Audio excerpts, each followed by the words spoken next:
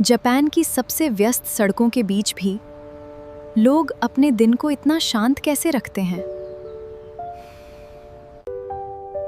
क्योंकि हमारी जिंदगी में स्ट्रेस हमेशा किसी बड़ी प्रॉब्लम से नहीं आता। कभी एक नोटिफिकेशन, एक डेडलाइन, एक छोटा सा मैसेज, और अचानक दिमाग 10 अलग-अलग दिशाओं में दौड़ने लगता है। क्यों? क्या इसका सल्यूशन किसी महंगे मेडिटेशन रिट्रीट में है? शायद नहीं।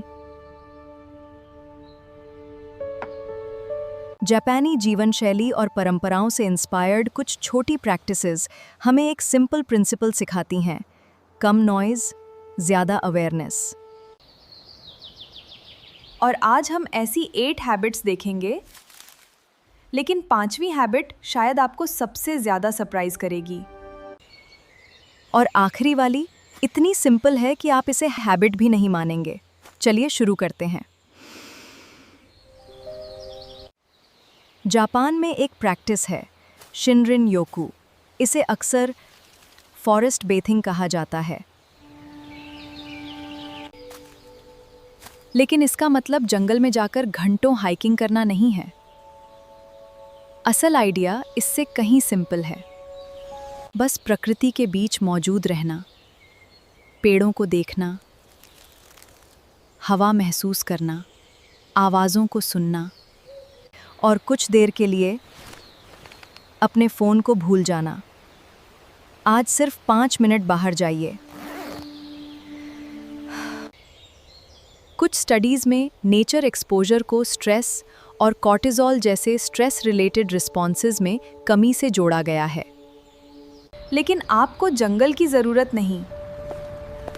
एक पार्क, एक पेड़ या आपकी बालकनी में कुछ प्लांट्स शुरुआत के लिए काफ़ी हैं। आज सिर्फ 5 मिनट बाहर जाइए, फ़ोन पॉकेट में रखिए और खुद से पूछिए, मैं अभी क्या देख रहा हूँ जिसे मैंने कल नोटिस नहीं किया था? बस, कोई कॉम्प्लिकेटेड मेडिटेशन नहीं, कोई स्पेशल इक्विपमेंट नहीं, सिर्फ अपना अटेंशन वापस प्रेजेंट में लाना। क्योंकि जब अटेंशन प्रेजेंट में आता है तो दिमाग को हर चीज़ तुरंत सॉल्व करने की ज़रूरत थोड़ी देर के लिए रुक सकती है। लेकिन एक प्रॉब्लम है, जैसे ही आप वहाँ से उठते हैं, आप फिर फ़ोन उठाते हैं और दिमाग वापस उसी पुराने मोड में चला जाता है। यहीं दूसरी हैबिट काम आती है, इचिगो इचिए। एक प्रसिद्ध जापानीज एक्सप्रेशन जिसका भाव है, ये पल अपनी तरह का एक अनोखा अवसर है। सोचिए, आप किसी दोस्त के साथ बैठे हैं, लेकिन आधा ध्यान उसके चेहरे पर है और आधा फ़ोन की स्क्रीन पर। आप चाय पी रहे हैं, लेकिन दिमाग अगले काम में है। आप खाना खा रहे हैं, लेकिन हाथ स्क्रॉलिंग कर रहा है। हम फिजिकली एक जगह होते हैं, लेकिन मेंटली कहीं और, कहीं और। इसलिए अगली बार चाय या कॉफ़ी पीते हुए एक छोटा छोटा एक्सपेरिमेंट करें। पहले 5 मिनट फ़ोन मत छूइए, बस स्वाद महसूस कीजिए, गर्माहट महसूस कीजिए, आसपास की आवाज़ सुनिए और उस मोमेंट में रहिए। ये कोई मैजिक ट्रिक नहीं है, ये सिर्फ आपके अटेंशन को वापस बुलाने की प्रैक्टिस है।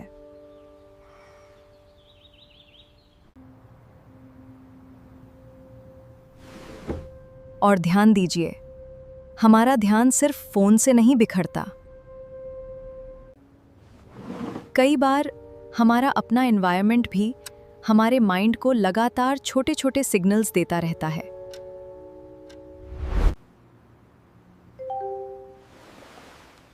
यानी अगली समस्या आपकी स्क्रीन नहीं, आपका कमरा हो सकता है।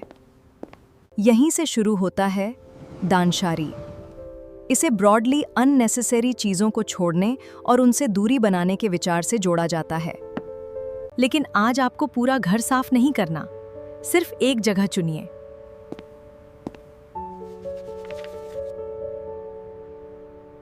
एक ड्रॉर, एक शेल्फ या डेस्क का एक छोटा कॉर्नर, और 5 मिनट के लिए और खुद से 3 सवाल पूछिए।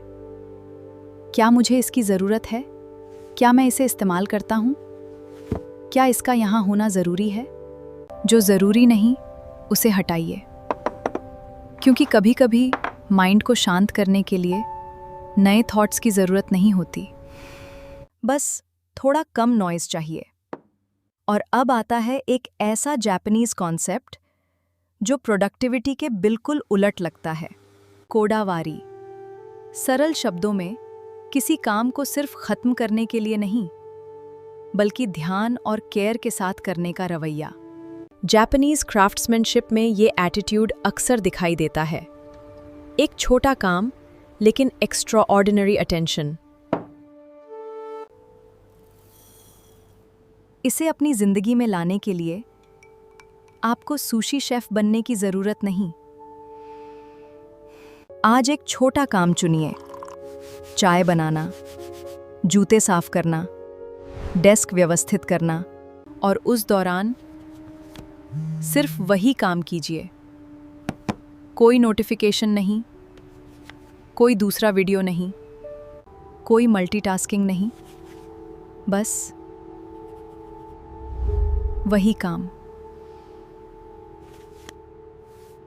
1 सेकंड रुकिए, सोचिए, आखिरी बार आपने कोई छोटी सी चीज़ बिना फ़ोन देखे, बिना जल्दी किए, पूरी अटेंशन से कब की थी? अगर आपको याद करने में समय लग रहा है, तो शायद समस्या आपका अटेंशन स्पैन नहीं है।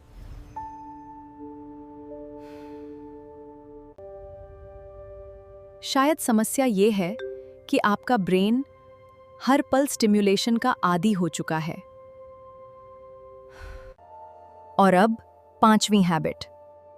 यही वो हैबिट है जिसका कनेक्शन आपके रोज के सबसे बेसिक काम से है, खाने से। इसे कहते हैं हरा हाचीबू। एक सिंपल आइडिया, पेट को पूरी तरह भरने से पहले रुकना। इसका मतलब कैलोरीज गिनना नहीं है। असली आइडिया है अभी अपने शरीर के सिग्नल्स को नोटिस करना। अगली बार खाना खाते हुए बीच में एक छोटा पॉज लीजिए और खुद से पूछिए, क्या मैं सच में और भूखा हूं? या मैं सिर्फ इसलिए खा रहा हूं क्योंकि प्लेट में खाना बचा है? ये छोटा सा पॉज आपको खाने से ज्यादा एक चीज सिखाता है, अपने शरीर को सुनना।